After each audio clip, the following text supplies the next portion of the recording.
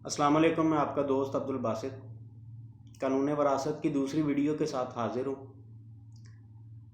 وراثت میں دو چیزیں ایسی ہیں جن کے بعد ایک وارث جو ہے وہ وراثت کے حق سے محروم ہو جاتا ہے۔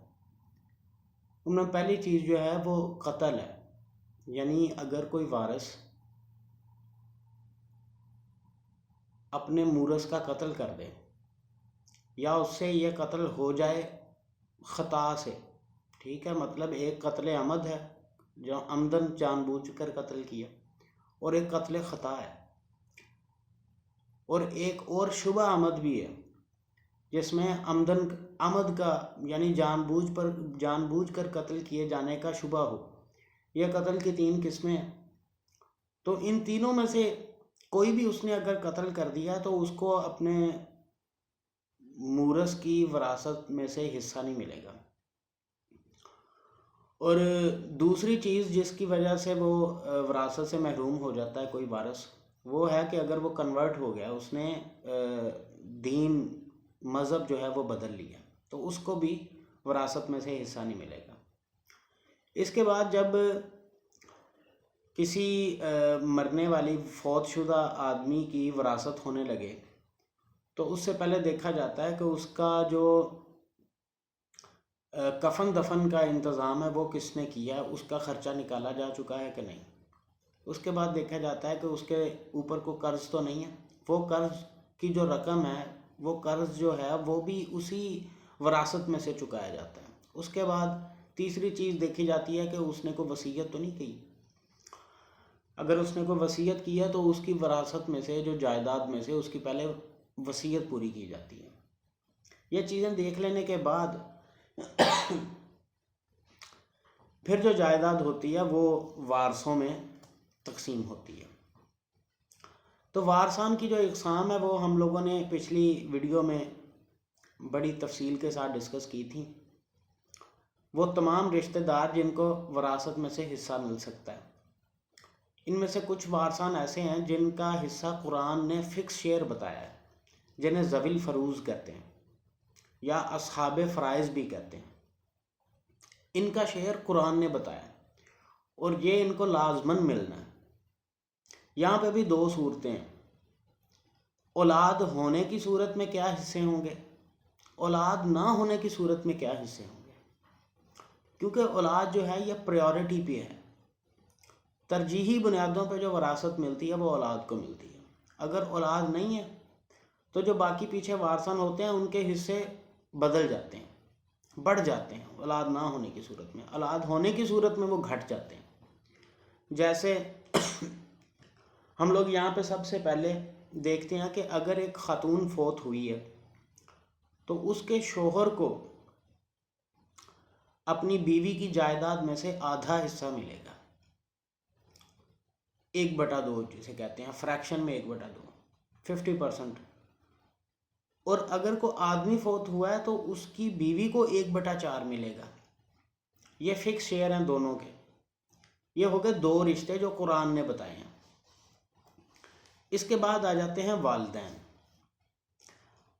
اور یہ جو ہے اولاد نہ ہونے کی صورت میں جو حصے ملیں گے وہ ڈسکس ہو رہے ہیں۔ اولاد نہ ہونے کی صورت میں اگر کوئی آدمی فوت ہوا، اس کی بیوی کو 1/4 حصہ ملے گا جائیداد میں سے، اور والدہ کو 1/3 ملے گا، اور والد کو 1/6 ملے گا، اور ساتھ پیچھے جو بچ جانے والا، ان دونوں کو، بیوی کو اور والدہ کو دینے کے بعد جتنا حصہ بچ جائے گا 1/6 اس کو جائے گا، باقی جو بچے گا وہ بھی والد کو جائے گا۔ اچھا، اس کے بعد اگر والدہ اور والد نہیں ہیں، دادا اور دادی ہیں، تو دادا کو جائے گا 1/6 حصہ، بیوی کو وہی 1/4، دادا کو 1/6، اور دادی کو، اگر دادی بھی موجود ہے اور نانی بھی موجود ہے تو دونوں کو علیحدہ علیحدہ 1/12 حصہ جائے گا۔ اب نانی نہیں ہے تو دادی کو 1/6 جائے گا، ٹھیک ہے جی۔ اگر دادی نہیں ہے تو نانی کو 1/6 جائے گا، باقی دادا اور بیوی کو وہی 1/4 بیوی کو اور 1/6 دادا کو۔ اچھا جی، اس کے بعد والدہ اور والد نہیں ہیں اولاد بھی نہیں ہے، صرف وارثان میں ہے بیوی اور حقیقی بہن، وہ بھی اکلوتی ایک بہن، تو بیوی کو 1/4 اور حقیقی بہن کو 1/2۔ خواتین جو ہیں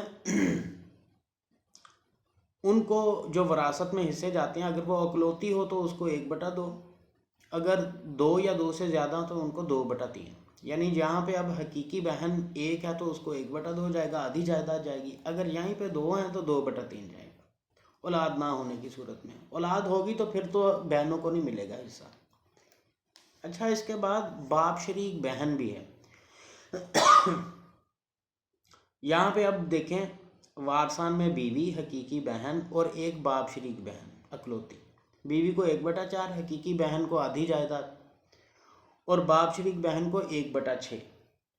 یہ ٹوٹل جو ہم لوگوں نے اب تک رشتے دیکھ لیے ہیں، یہ 9 رشتے بن گئے۔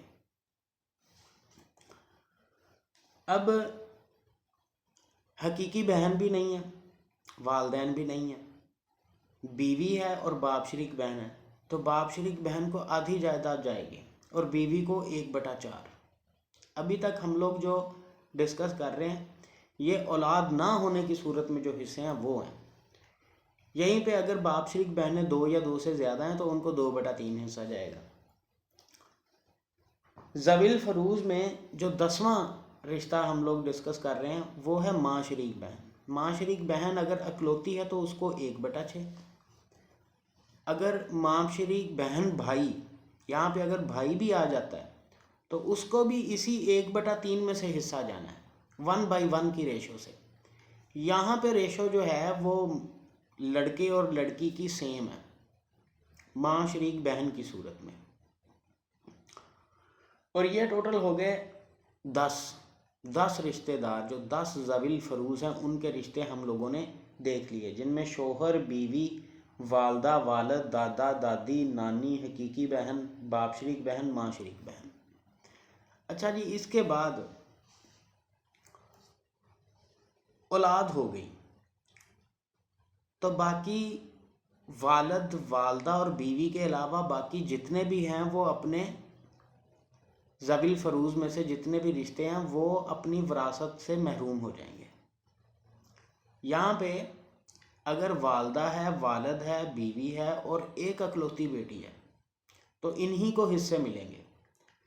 اب دیکھیں، بیوی کا حصہ 1/4 سے 1/8 ہو گیا، آدھا فرق پڑ گیا، اور والدہ کو 1/6 اور والد کو 1/6 اور پلس اسبہ بچا ہوا ترکہ، اور اکلوتی بیٹی جو ہے اس کو 1/2 آدھی جائیداد۔